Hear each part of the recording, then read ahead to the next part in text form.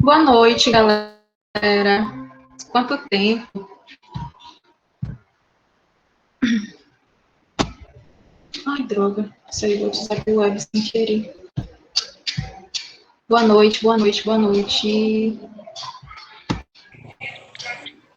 Good night. Hello.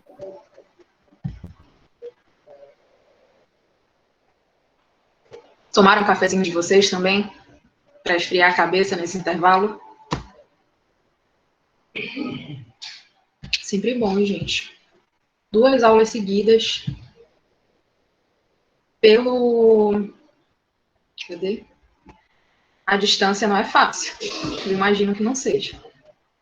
Então, tomei um cafezinho, comi alguma coisa, para que seja só sucesso. Deixa eu só conectar aqui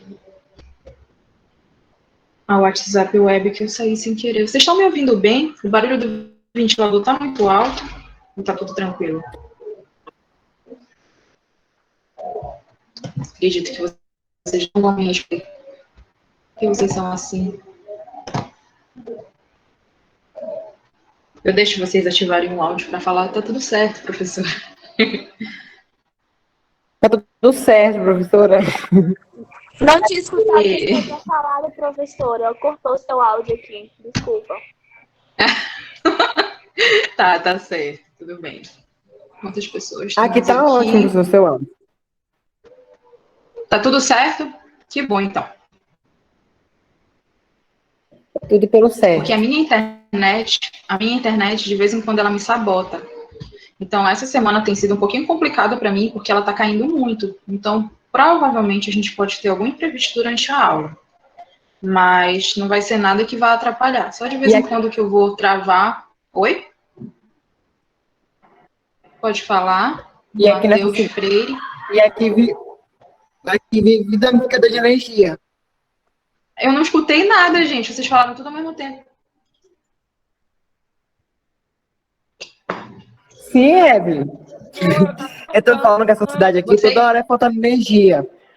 Ah, tá. Então vocês estão na mesma situação que eu. É isso mesmo. A gente vai se apoiando.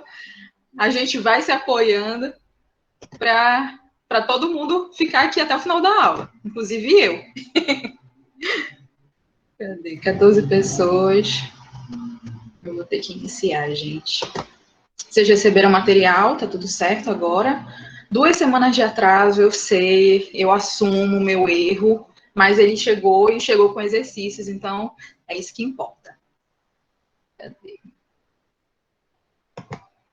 Eu falei para vocês que eu ia usar o Zoom hoje, mas vou deixar para a próxima aula, porque eu esqueci de avisar vocês. Tá aparecendo aí o slide?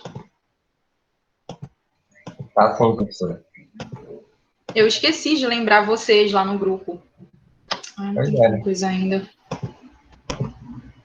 Eu tenho que ir permitindo todo mundo entrar. Sabe o que eu vou fazer qualquer aula, então? Eu vou pedir para alguém colocar o slide para apresentar para mim. E alguém para ficar aceitando enquanto o povo vai entrando. Porque aí a gente não dispersa e pode seguir o fluxo normal da aula. Aí eu acho que é melhor, é uma alternativa também. Ou eu que sou chata, não sei.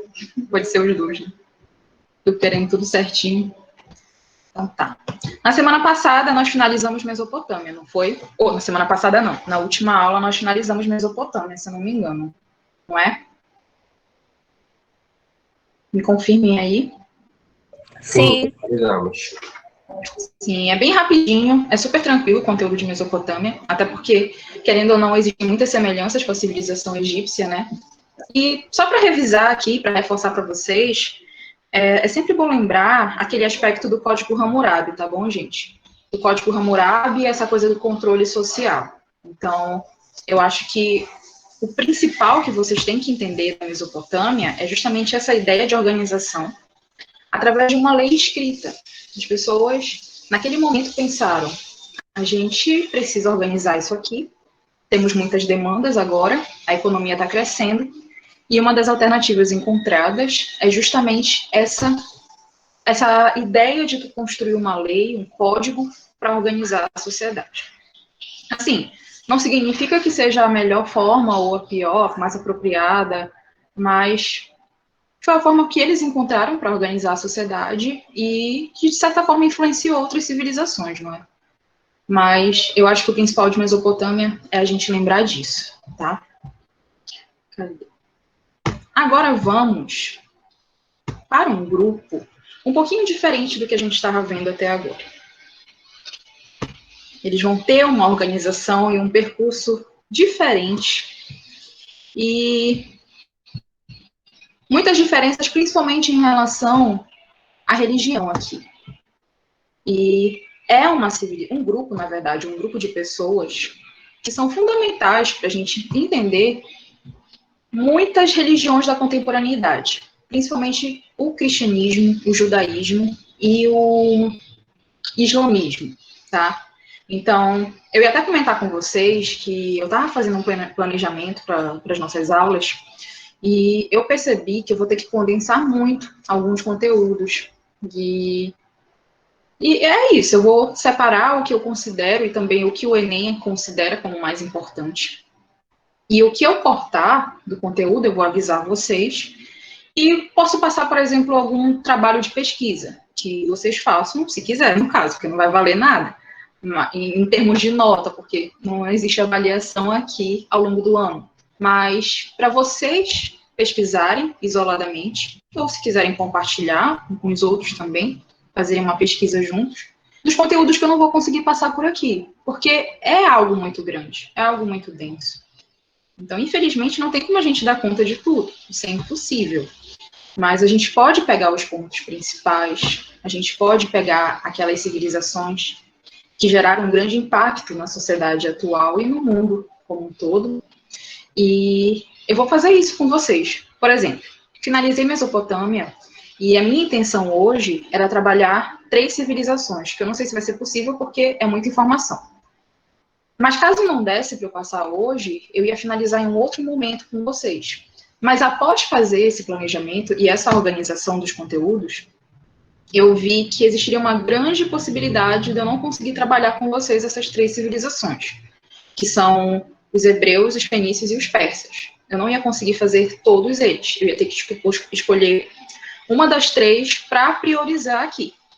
E aí, caso não seja possível a gente trabalhar tudo hoje, eu vou priorizar de tratar com vocês só a civilização hebraica, só os hebreus, a cultura dos hebreus. Porque existe essa ligação forte com o cristianismo, com o judaísmo e com o islamismo. E são as 3 principais religiões monoteístas do mundo. Eu vou já explicar para vocês um pouquinho disso. Mas eu acredito que o que a gente tem que entender é basicamente isso. Eu não sei se eu vou conseguir trabalhar todas essas 3 agora, para finalizar essa parte, mas qualquer coisa eu deixo uma problemática, uma pergunta assim, de pesquisa para vocês procurarem mais a fundo e com um pouco de mais calma depois. E quem sabe até compartilhar durante as aulas, não é? Então, o esquema vai ser esse. Sobre os hebreus, vamos lá. Como eu disse para vocês, a civilização hebraica ela é um pouco diferente do que a gente estava vendo até agora. E o que diferencia eles de todos os outros grupos que a gente viu nas últimas aulas é em relação à religião. Porque o que foi de comum que a gente viu durante esse percurso que a gente fez até aqui? Nós vimos a civilização egípcia, nós vimos também a Mesopotâmia e as civilizações que habitaram a Mesopotâmia.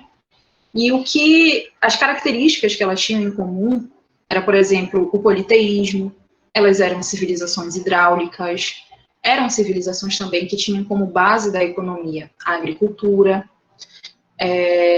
Tínhamos o politeísmo, acho que eu já falei.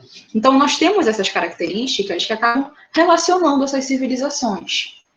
São esses pontos, esses aspectos em comum que elas apresentam. Só que no caso dos hebreus, gente, eles vão para um caminho diferente. A religião deles não vai ser monoteísta. Eles não serão, gente, confundir. Os hebreus não serão politeístas, assim como os egípcios e os povos da Mesopotâmia foram. O que a gente vai ter aqui agora é o monoteísmo. a crença em apenas um Deus, tá? Peraí, deixa eu só permitir aqui. Nossa, tem 21 pessoas online. Gostei, muito bom. Vamos lá.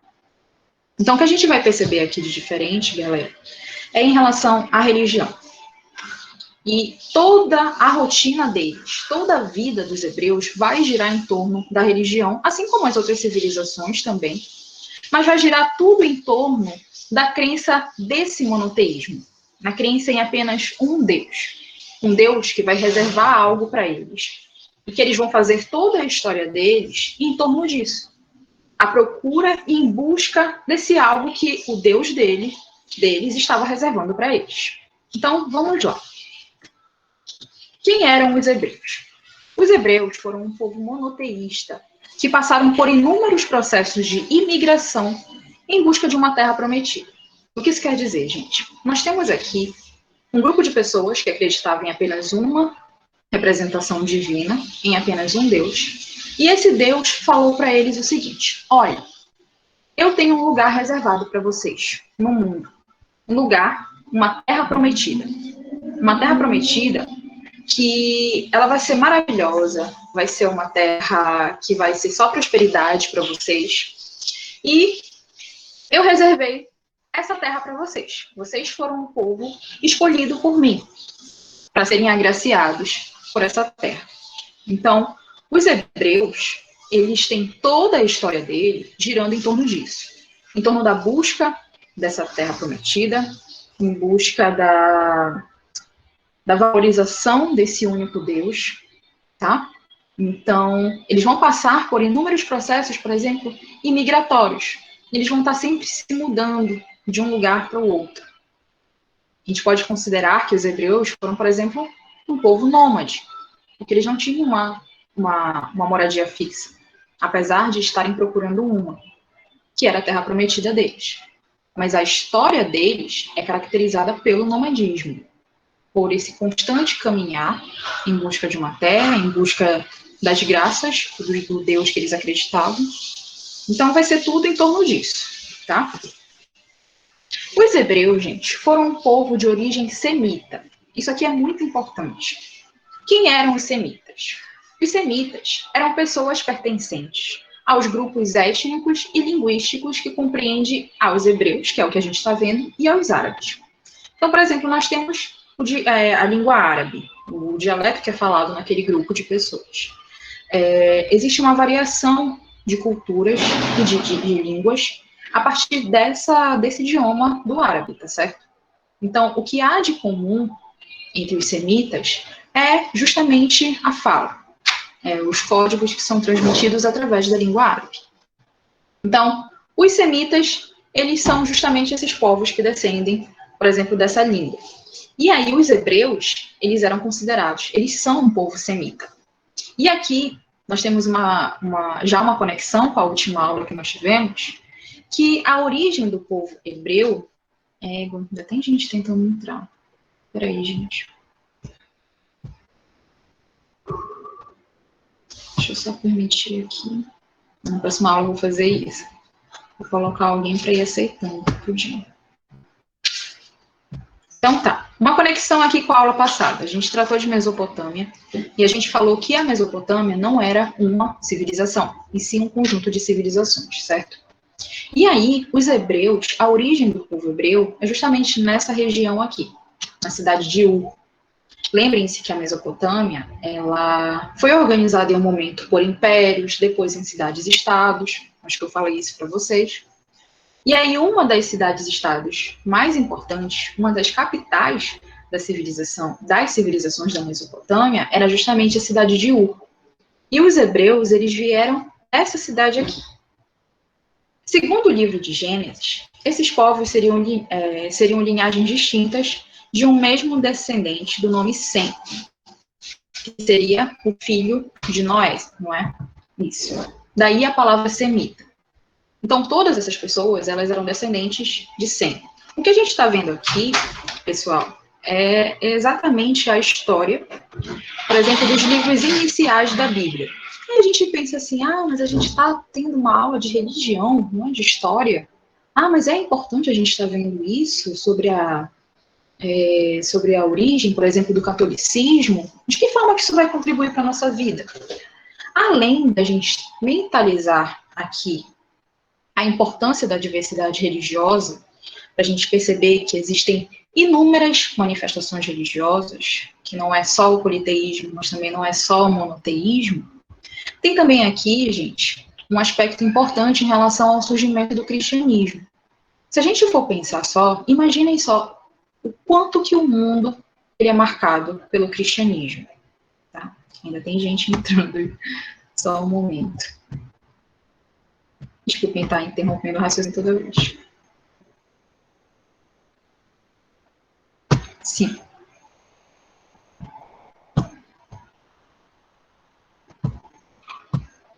Então, como eu estava falando para vocês, o cristianismo ele é uma religião que está presente em vários cantos do mundo, certo? Então, é uma religião que marca muitas relações sociais em vários momentos da história. E a gente precisa entender de que maneira que o cristianismo foi construído para a gente poder compreender de que maneira que as relações de poder, por exemplo, da atualidade, a política, a economia, estão sempre relacionadas com isso. De uma forma ou de outra, estão relacionadas pelo poder do cristianismo. Então, é importante a gente estudar civilização hebraica, é importante a gente considerar mesmo a Bíblia, por exemplo, como uma fonte histórica, para a gente compreender esse processo de criação, de surgimento do cristianismo, certo? Que ele é muito dominante atualmente. Então, não é uma aula qualquer que a gente está vendo aqui, é uma aula extremamente importante. Então, eu trouxe aqui o mapa para a gente visualizar de onde que os hebreus surgiram, em qual localidade. Aqui no mapa está a cidade de Ur, nós temos aqui a Mesopotâmia, vocês lembram? A terra entre rios, o rio Tigre e o rio Eufrates. E bem aqui, nesta cidadezinha que os hebreus surgiram, tá? Opa. E como é que a gente sabe tudo isso? De que forma que a gente consegue essas informações sobre os hebreus? A gente vive, assim, gente, cercado de fontes históricas. Como eu falei para vocês nas nossas primeiras aulas, a música pode ser uma fonte histórica, os desenhos podem ser fontes históricas, fotografias podem ser fontes históricas, qualquer coisa que possa ser registrada de alguma maneira, ela se torna uma fonte histórica. E a principal fonte histórica que a gente tem para entender a história dos hebreus é o Torá. O que é o Torá? Torá é um livro sagrado. E esse livro, ele corresponde aos 5 primeiros livros do Antigo Testamento. Eu não sei se vocês conhecem a Bíblia, mas a Bíblia, para quem não conhece, tá? Ela é dividida em 2 partes, o Antigo Testamento e o Novo Testamento. O Antigo Testamento é antes da chegada de Jesus Cristo. E o Novo Testamento é com a chegada de Jesus Cristo. Se tiver algum cristão, e se eu estiver falando alguma besteira, fiquem à vontade para me corrigir, tá bom, gente? Que eu estou aqui também para aprender com vocês. Então, a Bíblia está dividida em 2 partes, que é o Antigo Testamento e o Novo Testamento. Os 5 primeiros livros do Antigo Testamento são as principais fontes para a gente entender quem era o povo hebreu e por que ele é tão importante para a sociedade que a gente vive hoje. Então, aqueles 5 primeiros livros, eles contam a história de que forma que esse povo surgiu, quem era o Deus dele, e de que maneira que eles deixaram de ser politeístas para se tornarem monoteístas. O que isso quer dizer, gente? A gente viu, por exemplo, que nesse momento aqui, a maioria das civilizações, e eu estou falando de civilização egípcia, da Mesopotâmia, a maioria delas acreditava em vários deuses, certo? Até mesmo no Egito, em que havia essa grande valorização do faraó como um grande deus, também existia a crença em outros deuses. Então, havia aqui nesse momento uma forte presença de várias representações divinas. As pessoas acreditavam em vários deuses por conta, por exemplo, da natureza.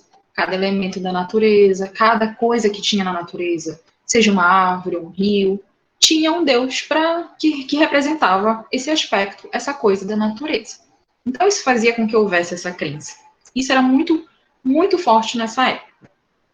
E aí o monoteísmo, ele surge em alguns momentos, e eu estou falando especificamente dessa época, tá, gente? Ele surge em alguns momentos de forma isolada. Então, por isso que os hebreus, o povo hebreu, ele acaba tendo um diferencial em relação a esses outros povos que a gente estava vendo. Não significa que ele seja mais importante e os outros menos importantes. Mas é porque ele vai ter um caminhar diferente. Então, essa religião deles vai influenciar em toda a vida, em todos os aspectos da vida. E, consequentemente, no percurso da história que eles vão ter, certo?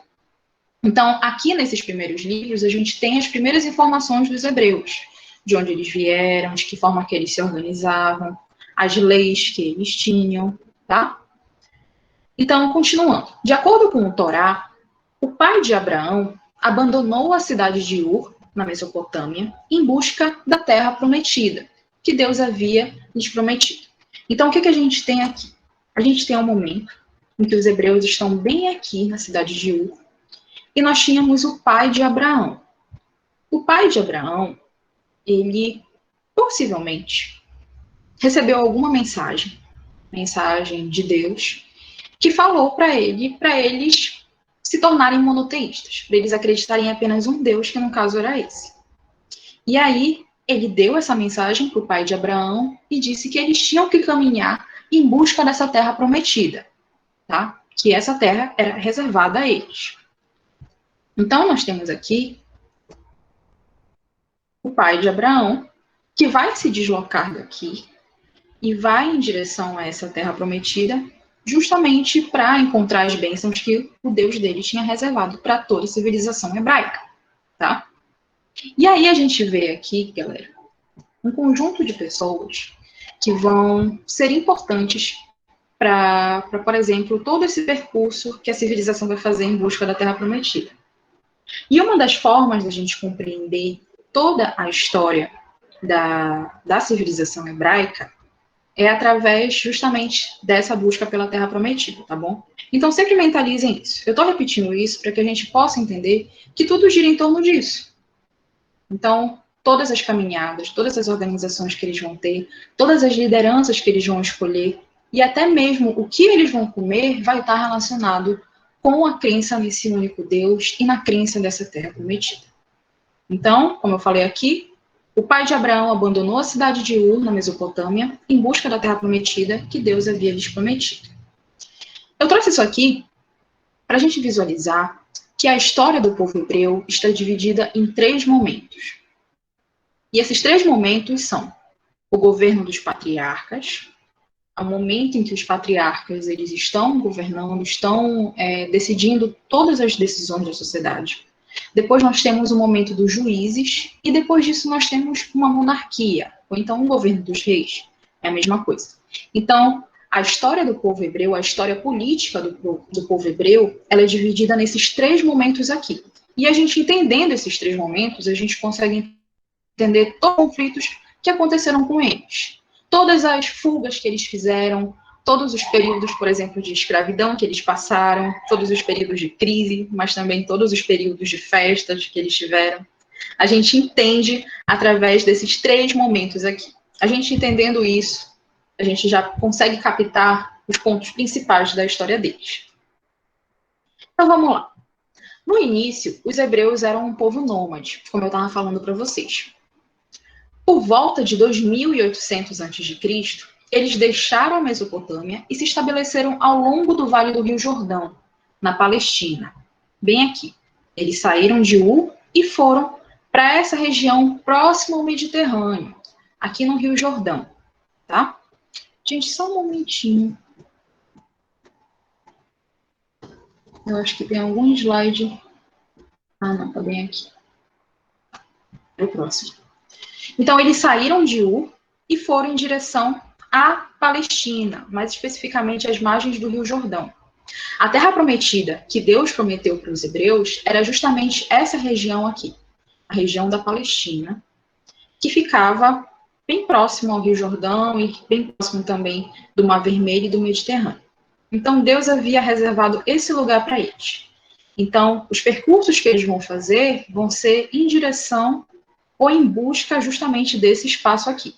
E é até interessante a gente pensar, galera, que a gente pode imaginar que essa região era a região reservada para eles por conta de uma localização estratégica também. Eu não estou dizendo que não estou dando aqui uma explicação religiosa, uma coisa mais, assim, pensando a localização geográfica mesmo. A região estava situada às margens do Mediterrâneo e também próximo ao Mar Vermelho. Então, nós temos aqui um espaço extremamente estratégico.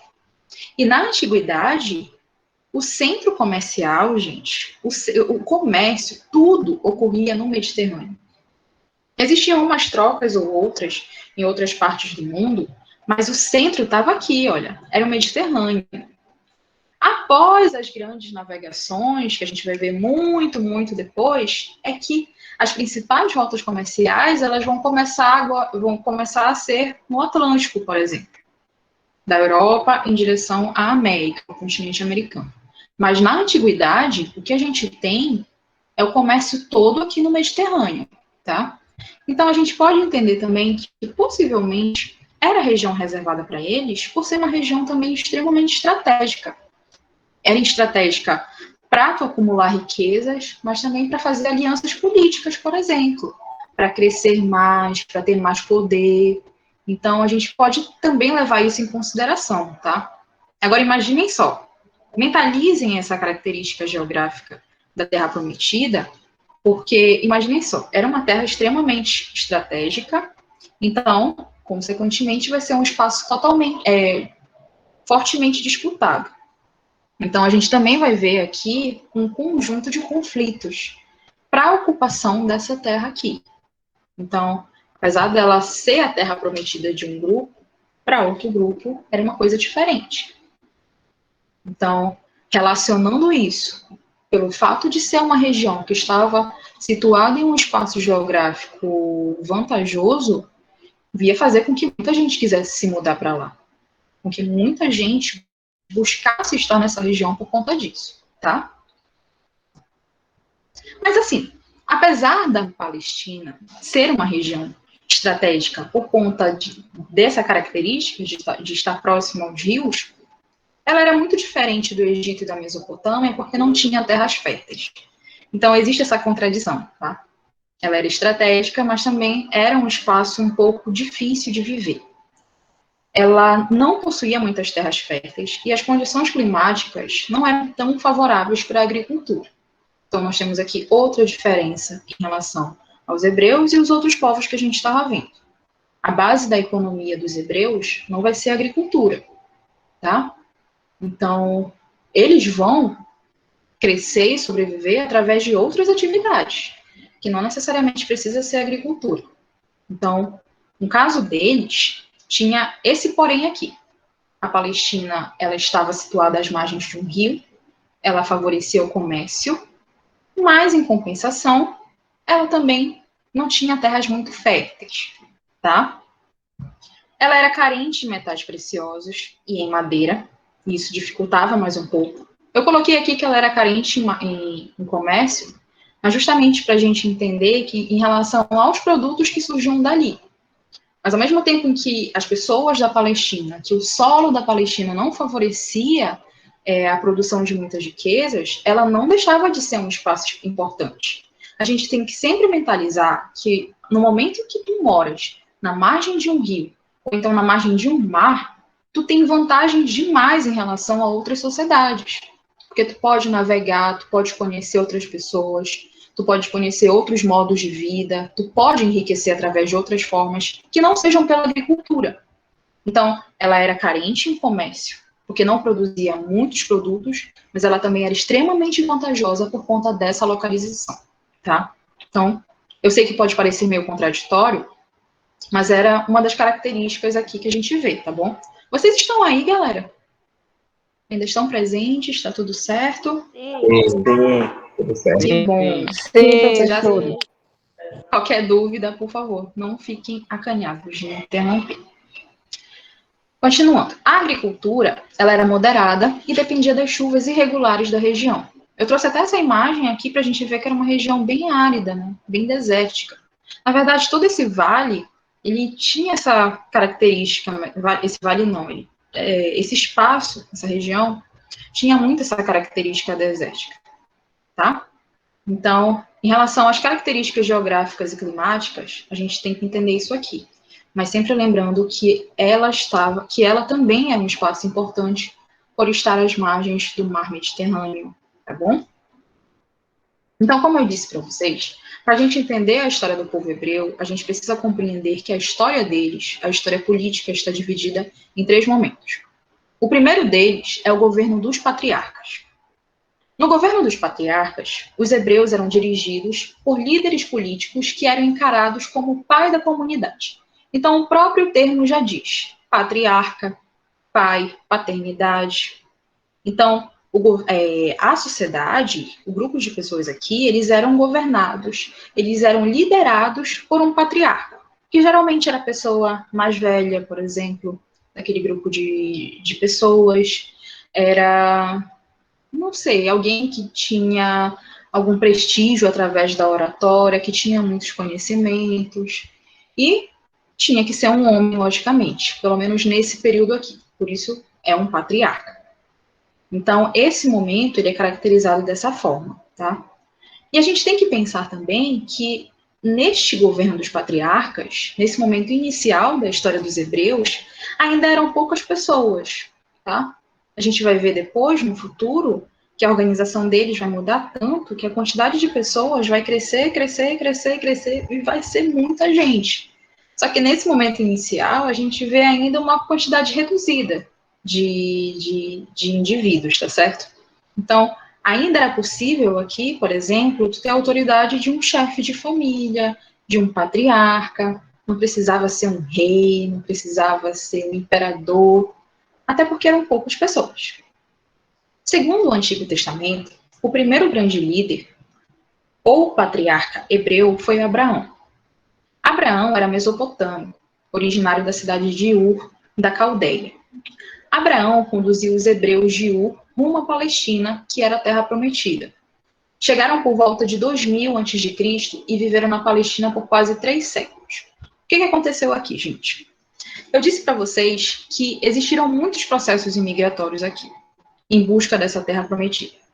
O primeiro processo que a gente vê é quando eles saem da cidade de Ur e vão em direção à Palestina, e se estabelecem lá. Esse aqui é o momento inicial do governo dos patriarcas, tá? Foi o momento em que eles receberam um chamado de Deus, e Deus disse que eles tinham que cultuar apenas ele. E aí eles se deslocam em direção à Palestina para viverem lá, que era a terra prometida deles. Então nós temos o primeiro processo migratório, tá? E é correspondente justamente a esse momento dos patriarcas. Durante esse tempo, Abraão fundou uma cultura religiosa monoteísta, que foi o momento, como eu disse para vocês, que eles receberam um chamado de Deus. Depois de Abraão, a liderança foi passada de pai para filho. De Abraão foi para Isaac e depois foi para Jacó. Este último teve um destaque interessante, pois Jacó teve seu nome mudado para Israel, e teve 12 filhos que deram origem às 12 tribos de Israel. Então, o que a gente tem aqui é uma sequência de líderes que vão passando sua liderança de geração para geração, porque ainda são poucas pessoas também, e aí a gente vai ver depois que quanto mais as pessoas vão crescendo, eles vão ter que mudar essa estratégia de governo. E aí não vai ser mais só uma pessoa governando. Quanto mais a sociedade vai crescendo, novas formas de organização precisam ser encontradas, tá? E aí a gente vai chegar daqui a pouco, por exemplo, num outro momento da história política deles, que não vai ser só os patriarcas, vão ser agora os juízes, mas isso aí é daqui a pouquinho, tá? Como eu estava falando para vocês, depois de Abraão, a liderança foi passada de pai para filho, e depois de Abraão foi para Isaac e depois para Jacó. Este último teve um destaque interessante, pois Jacó teve o seu nome mudado para Israel, e teve 12 filhos que deram origem às 12 tribos de Israel. Então, nós temos aqui um patriarca, que é Israel, ele tem 12 filhos, e cada um desses 12 filhos se estabelece aqui na Palestina, durante esse momento, e cada um deles organiza, por exemplo, uma tribo. cada um deles se torna uma liderança, se torna um patriarca, tá certo? Tudo aqui às margens do Rio Jordão, tudo aqui na Palestina. Esse foi um raro momento que eles conseguiram se fixar na Palestina, gente. Porque foram tantos processos migratórios, foram tantas indas e vindas, que a gente vê que são poucos os momentos em que eles conseguem se fixar totalmente. E eu tô falando de história antiga, tá, gente? Porque depois, em outros momentos da história, isso vai se dar de um jeito diferente. Mas aqui, quando os hebreus estão surgindo, esse momento é um dos poucos em que eles conseguem ficar fixados na Palestina. Porque depois disso vai aparecer muito problema, vai aparecer muita guerra, vai aparecer muita invasão, vai aparecer muita crise. E eles não vão conseguir ter uma certa estabilidade na terra prometida deles, tá? Então, eu trouxe esse mapa aqui para a gente visualizar que cada um dos espaços tinha uma tribo, olha, todas elas dos filhos que eram filhos de Israel. Então, aqui. A gente vai falar agora de uma parte que é muito conhecida, que é o período do Egito. Na verdade, tudo isso que eu estou tratando com vocês aqui, a gente já conhece um pouco, porque a gente cresce em uma tradição cristã. Eu não sei se tem alguém aqui que não seja cristão ou coisa do tipo, mas o que a gente percebe é que a maioria das pessoas, grande parte da sociedade, cresce numa tradição cristã, certo? Então, desde criança, de certa forma, a gente é ensinado, a gente é exigido a aprender todas essas características, ainda que seja de forma bem, bem vaga. Então, é uma coisa que já está muito presente no nosso dia a dia, certo? Principalmente por conta da presença do cristianismo atualmente. Então, por exemplo, esse período aqui do Egito, ele é muito conhecido, que é o momento em que vai haver, por exemplo, a abertura do Mar Vermelho. Então, é uma cena super clássica que muitas pessoas conhecem, por estar na Bíblia. E por mais, uma vez me indagaram, mas será que a gente tem que acreditar nisso? Eu não sou cristã, gente, mas eu não desconsidero a importância que alguns povos tiveram porque a gente é hoje. Mas também não deixo de criticar, logicamente. No caso dos hebreus, se foi verdade ou não tudo o que aconteceu com eles, se a história é real ou não, isso não é importante. A questão não é a gente ficar assim indagando se isso aconteceu exatamente como as fontes mostram. Porque nós temos aqui a Bíblia. Eu posso não ser cristã, mas a Bíblia ela existe. Alguém escreveu aquilo. Então, se alguém escreveu aquilo, então é uma fonte histórica. Se alguém relatou alguma coisa, algum acontecimento, então já é uma fonte histórica também, gente. Por mais que eu não seja cristão. A gente não pode desconsiderar a existência de certas fontes, porque essas fontes, elas contam a história de algum momento. As coisas não são inventadas do nada. Pode ter uma coisa acrescentada aqui ou ali, mas as coisas, elas não surgem do nada, tá certo? Então, a Bíblia, ela é uma fonte extremamente importante, porque também tem muita história política ali, também tem muito conflito político. E a gente precisa entender, galera, que a nossa vida, ela é constantemente política. E política, ela está sim, pelo menos, eu não sei se alguém vai discordar disso, mas a política está sim relacionada com religião, a política está sim relacionada com economia, por exemplo. São coisas que estão sempre caminhando juntas, tá? Então, a gente não pode desconsiderar a importância da Bíblia, que ela conta a história de um povo. Ela conta a história de um grupo de pessoas, conta a história de uma religião específica, e isso é importante até mesmo para a gente respeitar também, tá? Mas tá bom desse discurso todo, bora continuar aqui com a nossa aula, e vamos falar agora do período do Egito. O período do Egito foi um dos tantos outros processos migratórios e de crises que o povo hebreu passou em busca da terra prometida. O que aconteceu? Lembrem-se, eles estavam na Palestina. Eles saíram de Ur, através de Abraão e do pai de Abraão, e se deslocaram até a Palestina. Eles se estabeleceram lá por muitos e muitos anos, desfrutando daquilo que Deus tinha prometido para eles. Só que aí, começou a acontecer uma série de conflitos. Os hebreus começaram a ter conflitos com os vizinhos, e além disso, uma terrível seca assolou a Palestina, obrigando eles a emigrar para o Egito, onde permaneceram por mais de 400 anos. Então, eles estavam em um lugar estratégico, um lugar importante, e aí outras pessoas começaram a querer ocupar aquele lugar também. Começaram a disputar, a tentar controlar a região da Palestina. E aí os hebreus começaram a ter conflitos com muitos outros povos, de culturas diferentes, de tradições diferentes e de tradições religiosas diferentes também. Então isso começou a trazer uma crise para eles. E aí, para completar, veio a seca. E essa seca acabou prejudicando toda a organização que eles tinham. Então eles pensaram assim, a gente não vai conseguir ficar aqui. Essa é a terra prometida, é bacana estar aqui, a gente tem tudo de bom, mas a gente precisa se deslocar um momento para sobreviver. Depois a gente volta para cá, depois a gente dá um jeito de voltar. Então, eles todos pensaram em conjuntos e também, através das mensagens de Deus, pensaram juntos, a gente precisa sair daqui para não ser morto por essa seca. E nem ser morto também pelos vizinhos que estão atacando a região. E aí eles foram em direção ao Egito. Mais um processo migratório. Eles foram em direção ao Egito e se estabeleceram lá por 400 anos. Foi um momento muito complicado para eles, porque foi justamente nessa época que eles se tornaram escravos. Foram 400 anos de escravidão pelos faraós do Egito. 400 anos. Imaginem só, é muito, muito tempo. E toda vez esse anseio deles de querer voltar para a Palestina. Então, eles se fixaram no Egito, mas sempre mentalizando, a gente em algum momento vai voltar para a nossa terra. E aí, como foi que aconteceu essa saída do Egito? Somente a ideia de libertação consolou os hebreus por meio de Moisés. Moisés foi outra liderança naquele momento para o povo hebreu.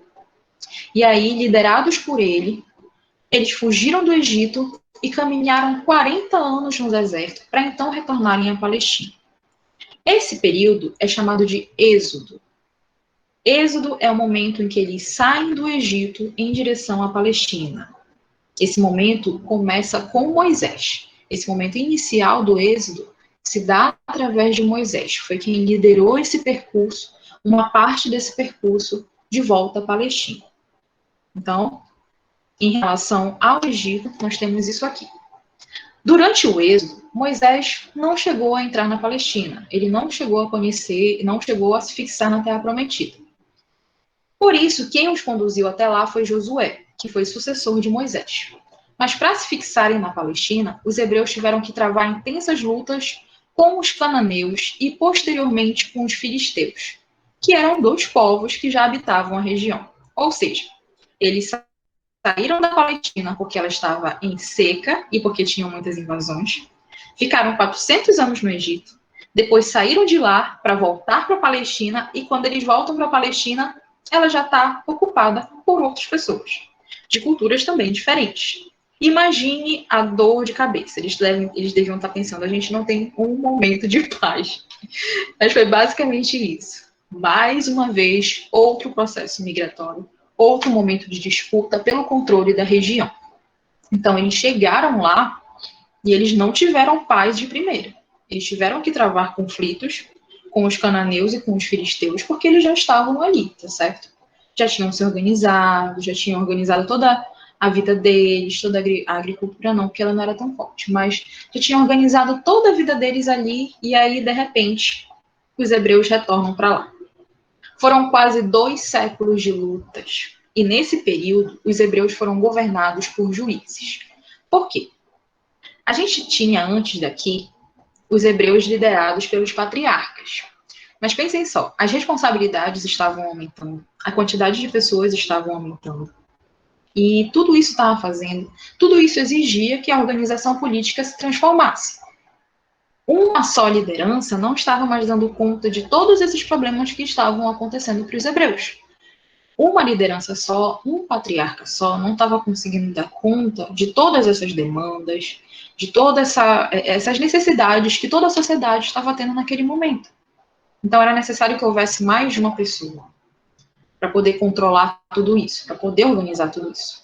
E esse momento é o momento chamado de governo dos juízes. A gente sai do governo dos patriarcas e entra agora em um outro momento da história política deles. onde juízes vão governar, vão liderar aquela sociedade.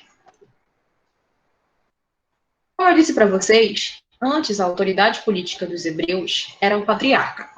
Agora, haviam líderes militares, indicados das 12 tribos. Lembrem-se, existiam 12 tribos, tá? Todas essas 12 tribos eram tribos resultantes dos filhos de Israel. Então, cada uma dessas 12 tribos, no governo dos juízes, elegia uma pessoa. E aí essas 12 pessoas eram indicadas e organizavam a sociedade. E outra coisa, eram líderes militares. Por que eram líderes militares? A gente está passando aqui nesse momento por um momento de muitos conflitos. Não que antes não existisse. Só que agora, esse anseio de dominar a região tornou eles extremamente militarizados, de valorizar a guerra, de valorizar essa coisa militar, para eles poderem reocupar a região. Então, a característica do momento dos juízes é justamente essa cultura militar, essa cultura, assim, não sei se eu posso dizer da guerra, mas principalmente militar, para eles conseguirem se organizar e dominar o território. Esse período se estendeu por uns 300 anos, entre a conquista da Palestina até o início da monarquia, que é o terceiro momento, tá certo? Entre esses chefes estavam Gideão, Jefté, Samuel, Sansão. Todos eles foram juízes importantes desse momento aqui. Cada um indicado por uma tribo e governando a sociedade para que eles pudessem exercer total controle da Palestina. Eu trouxe esse mapa para a gente ver a distância em relação, por exemplo, ao Egito e em relação à Palestina. Porque, gente, são muitos e muitos processos migratórios aqui. Eles se deslocam constantemente por uma questão de sobrevivência também. Não é apenas por um anseio de devoção a Deus, mas é para sobreviver também. No momento eles estavam passando por uma seca, depois eles estavam sendo escravizados. Então, provavelmente, logicamente, eles não iam ficar parados só em um lugar, iam se deslocar para outras regiões também, para sobreviver. Então, essa aqui, por exemplo, é a rota do Egito de volta para a Terra Prometida. Ah, esqueci de falar. A Terra Prometida ela é também chamada de Canaã, tá bom? Então, em muitos momentos, dependendo da questão e dependendo de quem faça a questão, o nome pode parecer Canaã, tá certo, gente? Canaã e Terra Prometida é a mesma coisa. Canaã é a Palestina, tá?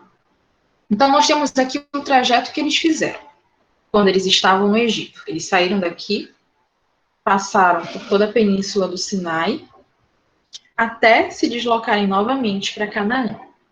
É uma longa trajetória. Longuíssima. E mais uma vez, quanto mais o povo vai crescendo, mais responsabilidades vão aparecendo. E aí é necessário se reinventar, se transformar para poder dar conta disso. Então, depois de um longo período se organizando em juízes, eles perceberam uma outra estratégia para dominar a Terra Prometida. Então, nós vamos ver aqui agora o governo dos reis, ou então também chamado de o período da monarquia do povo hebreu. Os filisteus, que eram um dos povos que estavam na Palestina quando os hebreus voltaram, ainda representavam muita ameaça para eles, visto que lutavam pelo completo controle do território da Palestina. Isso fez com que os hebreus instituíssem a monarquia, para poder assim centralizar o poder e ter mais força para enfrentar os adversários. Então, gente, eles pensaram, bom, a gente pode eleger uma pessoa, não um patriarca, mas agora um chefe, que vai ter poder político, militar, vai ser o dono dos exércitos, vai ser o dono do nosso comércio, dos nossos impostos. Ele vai controlar tudo da sociedade, para que a gente possa conseguir vencer os filisteus. Agora que eles conseguiram, por exemplo, trazer uma certa ameaça para os filisteus e para os cananeus através dos juízes, agora que eles conseguiram se organizar militarmente, eles têm a oportunidade de eleger uma só pessoa para decidir todas as coisas da sociedade, mas uma pessoa que vai ser a pessoa mais poderosa de todo aquele grupo. ela que vai concentrar todo o poder militar nas suas mãos, vai ser a pessoa vai ser a dona dos exércitos, vai ser a responsável por todos os impostos, por todas as coisas da religião. Porque lembrem-se, que os hebreus eles estão sempre caminhando com uma devoção constante, de tributos constantes ao Deus deles, tá certo? Então, vão estar sempre fazendo, como é que se diz? Gente, esqueci a palavra agora. Não é tributos. Oferenda, não sei se seria a palavra certa, mas é basicamente isso. Vão estar sempre trazendo coisas, oferendas para o seu Deus, para que eles possam ser protegidos. Então, essa caminhada deles também significa preservar a religião, a devoção deles ao seu Deus. Então, como eu disse aqui, isso fez com que os hebreus, todos aqueles conflitos que eles estavam tendo com povos vizinhos, com outras pessoas que também queriam ocupar a Palestina, fez com que eles instituíssem uma monarquia, para poder assim centralizar o poder, ter mais força para enfrentar os adversários. O primeiro rei hebreu foi Saul, da tribo de Benjamim. Ele, porém, não teve sucesso em enfrentar os inimigos e em batalha, ao ver que não conseguiria derrotar seus adversários, ele e seus escudeiros se suicidaram. Eu não sei se essa informação ela é verídica, gente, mas ainda assim, o que a gente precisa compreender desse momento aqui é que foram eleitos inúmeros reis, houveram inúmeros governos de reis, e a característica desse momento é essa centralização. A centralização do poder significa que todas as decisões elas são tomadas por uma só pessoa, todo o poder está concentrado na mão de uma só pessoa. Mas aí qual é a diferença, por exemplo, desse momento para o governo dos patriarcas? No governo dos patriarcas, não tinha tanto essa coisa da militarização, gente. Não existia um exército organizado, não existia essa mentalidade de um exército de guerra, tá? Deixa eu ver outra diferença. Além disso, a quantidade de pessoas era menor, a diferença era imensa de um momento para outro. Então, as responsabilidades que estavam aqui agora no governo dos reis eram completamente diferentes daquela do governo dos patriarcas. A sociedade mudou completamente, a quantidade de pessoas mudou, era necessário produzir mais alimento, era necessário ter um exército mais forte, era necessário, na verdade, ter um exército para dar conta das fronteiras, para eles se protegerem. Então, nesse sentido, surge a figura de um rei. O rei é justamente essa pessoa que vai controlar, que principalmente o exército, vai controlar a política, todas as decisões de tudo vão ser tomadas a partir dele, tá? Tudo isso para poder organizar e centralizar toda aquela sociedade em um só espaço, para controlar um só espaço. Já no século XI a.C., Davi, sucessor de Saul, conseguiu mostrar eficiência nos combates militares. Venceu os inimigos, tornou a nação hebraica forte e estabilizada, tinha um exército brilhante e Jerusalém se tornou a capital. Davi conseguiu o grande feito de expandir os domínios do reino. Então, a gente também tem aqui um novo momento para o povo hebreu. Um outro momento que eles vão conseguir se fixar na Palestina, depois de muitos e muitos tempos vagando por inúmeras terras em busca de Canaã. Então, eles se fixam aqui, e para eles continuarem fixos, para que eles não possam ser invadidos de novo por outros povos, eles estabelecem essa monarquia. Aí nós temos vários reis, alguns não conseguem ter muito sucesso, outros conseguem ter bastante sucesso. Por exemplo, Davi. Davi foi uma grande autoridade do povo hebreu, e a gente vê aqui que ele já tem um exército consolidado, um exército muito forte.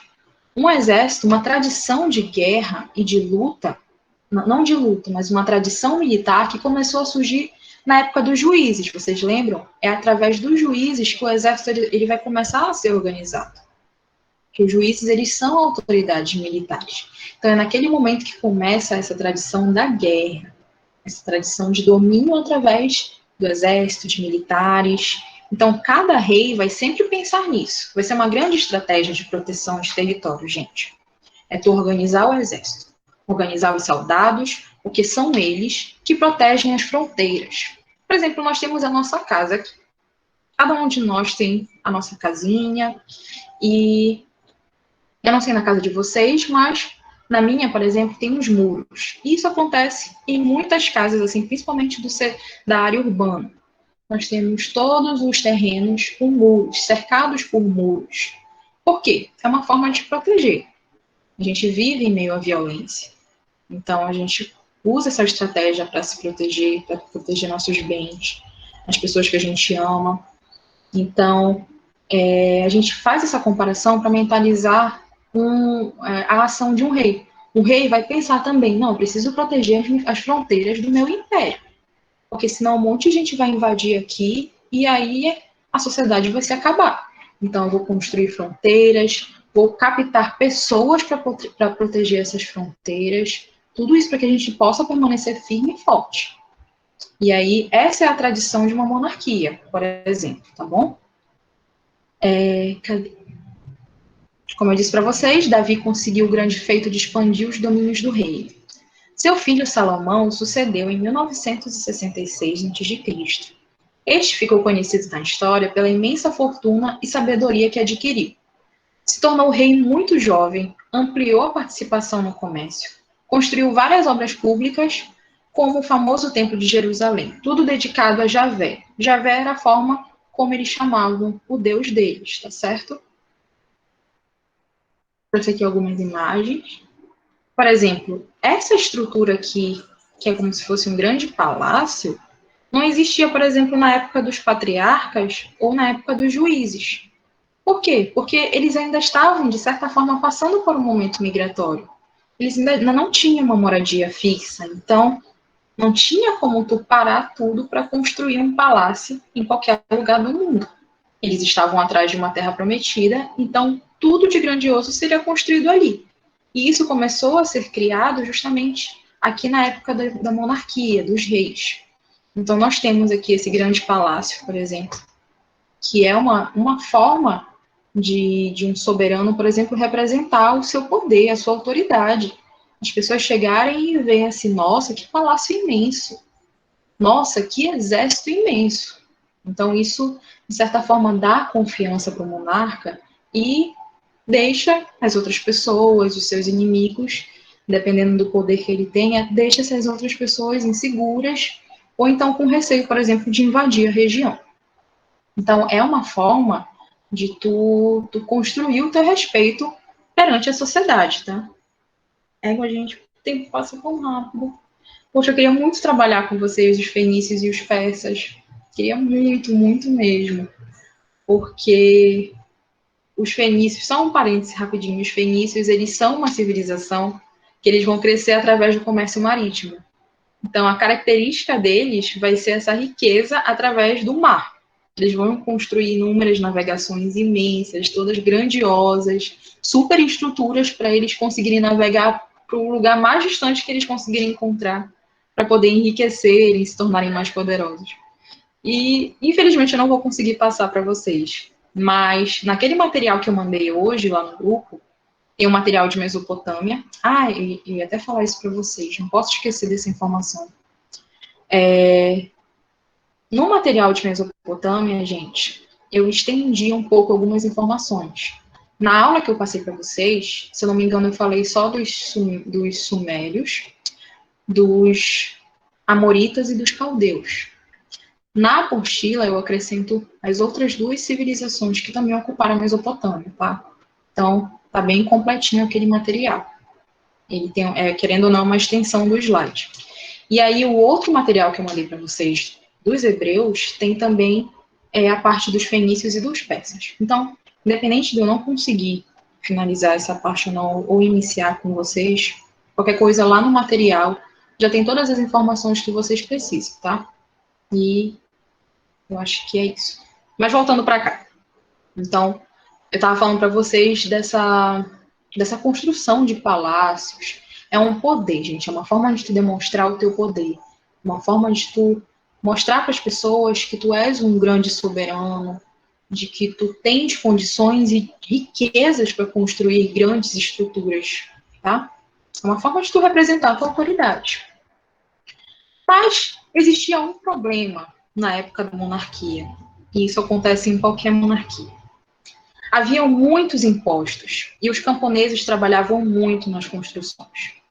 Nas monarquias, a quantidade de impostos, gente, e tributos também é muito alta. Isso acontece até hoje, eu sei, mas naquele momento, por exemplo, vamos supor, tu produzia 3 sacas imensas de arroz. 2 sacas ou 2 sacas e meia seriam destinadas ao monarca ou ao rei. E aí tu ficava só com meio terço de toda a produção. Então, isso começou a trazer muita revolta para as pessoas, para os camponeses. A maioria dos impostos, eles eram organizados dessa forma. Isso foi só um exemplo, mas que eu acho que sintetiza bem como a economia era organizada naquela época. Então, era muito imposto, sabe? Então, as pessoas começavam a pensar, pô, isso está sendo injusto. Eu trabalho pra caramba, e para, no final das contas, ficar com um pouquinho para mim. Só com um pouquinho. Sendo que eu tenho que sustentar uma família inteira. Então, isso gerou revolta, isso foi trazendo conflito interno para o povo hebreu, principalmente que eles estavam na Palestina através dos reis, organizados em uma monarquia. Isso gerou o descontentamento geral, que piorou com a morte de Salomão. O resultado foi que, com o filho de Salomão, o reino acabou se dividindo, criando o reino de Israel e o reino de Judá, com as capitais em Samaria e Jerusalém, respectivamente. Então, nós temos um marco aqui para a história do povo hebreu, porque é o momento em que eles entram em uma crise tão forte que eles se dividem. O poder ele começou a crescer tanto e as responsabilidades começaram a crescer tanto que acabaram gerando essas crises. E sem contar esses altos impostos. Ou seja, um rei, ele centraliza, ele controla tudo naquela sociedade para mostrar que ele é o dono de tudo, mas existem as consequências. A população não vai ficar calada, ela não vai simplesmente aceitar aquilo. Ah, tudo bem, isso é justo, a gente tem que dar a maior parte da nossa produção para ele, não sei o quê. Vamos dar todas as sacas de arroz, vamos dar todas as sacas de feijão, que aí nós seremos retribuídos. Na prática, isso não acontece. Então, começou a ocorrer muitas revoltas e muita insatisfação na população. E isso fez com que houvesse uma cisão, uma divisão no reino, tá certo? Então passou a ser reino de Israel e reino de Judá, 2 reinos diferentes. Infelizmente não, mas através dessa cisão, outras crises começaram a acontecer ao povo hebreu nessa época aqui. O reino ficou vulnerável e logo foi levado ao cativeiro pelos babilônios. Então, a partir do momento em que ocorre essa cisão, os conflitos internos e as invasões, elas acabam aumentando também. E um dos povos que invadem essa região são os babilônios. E lembrando da última aula que a gente teve, o Império Babilônico foi um grande império da Mesopotâmia. Foi uma grande civilização e também uma civilização extremamente militarizada. Então, eles chegaram até aquela região com o intuito de dominar, de ocupar mesmo e de dominar todas as pessoas que estavam vivendo ali. E os hebreus já estavam passando por um momento de crise. Eles não estavam com um exército tão forte, porque o exército foi dividido, eram 2 reinos, não era mais só um agora. As pessoas estavam descontentes por conta dos impostos, estava gerando muita briga. Então, era o cenário perfeito para acontecer invasões. Os babilônios, então, saquearam o templo em Jerusalém e destruíram tudo. Depois, depois houve o retorno à Palestina e o início da reconstrução das muralhas da cidade, do templo e também da própria cidade. Só que não era mais a mesma coisa, gente. Toda essa cisão e todas essas invasões acabaram trazendo muita crise para esse povo. E aí, no decorrer do tempo, eles foram cada vez mais sendo conquistados por outros povos. A região da Palestina foi sendo conquistada por mais outras civilizações. Pelos gregos, pelos macedônios, pelos romanos. A gente vai ver o Império Romano como um grande centro militar, uma grande cidade, uma grande civilização que ela vai ocupar um território assim bem grande, gente. Vai pegar parte da Europa, parte da Ásia, parte da África do Norte, tá? Gente, minha avó está indo embora. Meu Deus. Que horas são? A gente já vai finalizar. Que bom. Que bom porque eu consegui terminar, tá, gente? Não é porque eu já vou abandonar vocês. Mas eu achava que eu não fosse conseguir finalizar essa parte a tempo. E deu certo. Infelizmente, a gente não vai ver os outros dois grupos, mas quem sabe no final do ano, dependendo de como esteja a nossa programação, eu consiga inserir essas duas civilizações aqui na nossa programação, tá? Então, como eu disse para vocês, com a cisão em Reino de Israel e Reino de Judá, acabaram começando muitas invasões, muitas crises, e aí eles começaram a ser conquistados por uma sequência de grupos. Em 70 depois de Cristo, Tito, general romano, destruiu Jerusalém, e os hebreus abandonaram a Palestina. Esse abandono também é um evento muito importante para a história da tradição hebraica, tá, gente? Esse abandono, na verdade, essa saída de Jerusalém, essa saída da Palestina, é chamada de diáspora. Foi nesse momento aqui que os hebreus eles se espalharam para diversas partes do mundo. E através dessa dispersão, gente, surgiram 3 religiões extremamente importantes. As 3 religiões monoteístas mais importantes que a gente conhece atualmente, que é o judaísmo, o islamismo e o cristianismo. Qual é a diferença dessas 3? As 3 religiões, elas também têm como base, não como base, elas também acreditam, por exemplo, nos 5 primeiros livros da Bíblia. Naquela história de Abraão, nos governos dos juízes, dos reis.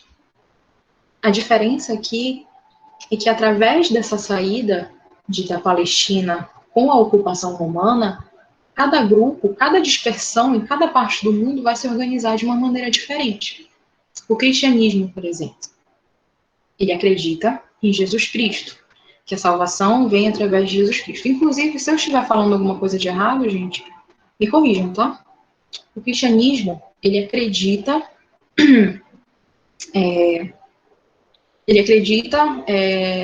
que Jesus Cristo é o Messias, tá certo? E aí tem toda essa coisa do Novo Testamento, da salvação através de Jesus Cristo, ao contrário do islamismo. O islamismo, ele também tem uma figura de um Messias, só que eles não acreditam que esse Messias seja Jesus Cristo. Para eles, o Messias era Maomé. Maomé que também vinha de uma tradição hebraica, mas que foi tido como Messias e não como Jesus Cristo. E aí o judaísmo, ao contrário do Islã e do cristianismo, ele já acredita que esse Messias ele ainda não retornou, se eu não me engano é isso, tá, gente? Então, os hebreus eles dispersaram através da ocupação romana, dessa sucessão de invasões, se espalharam por todo o mundo. Diáspora significa isso, gente, dispersão, se afastar, tu ir para outros lugares. Então, através dessa diáspora, vai surgindo uma diversidade de crenças, de ideias religiosas relacionadas ao islamismo, relacionadas ao judaísmo, relacionadas ao cristianismo, tá? Então, em cada parte do mundo, uma dessas 3 religiões, ela vai exercer um domínio maior do que a outra. E também, dependendo do momento histórico, uma vai prevalecer mais do que a outra. Mas, através dessa dispersão, ocorre essa diversificação e o surgimento dessas 3 religiões. E a gente vê até hoje, por exemplo, um conflito muito grande com todas as 3, tanto no cristianismo, como no judaísmo e no islamismo. Inclusive, a gente tem, vou me estender rapidinho, tá, gente? Por exemplo, a gente é muitas vezes ensinado a acreditar que os povos do Islã e quem é do islamismo é considerado como um terrorista. Mas o que a gente tem, na verdade, aqui são 3 religiões diferentes, que têm uma origem, de certa forma, em comum, mas que elas foram seguindo caminhos diferentes, tá certo?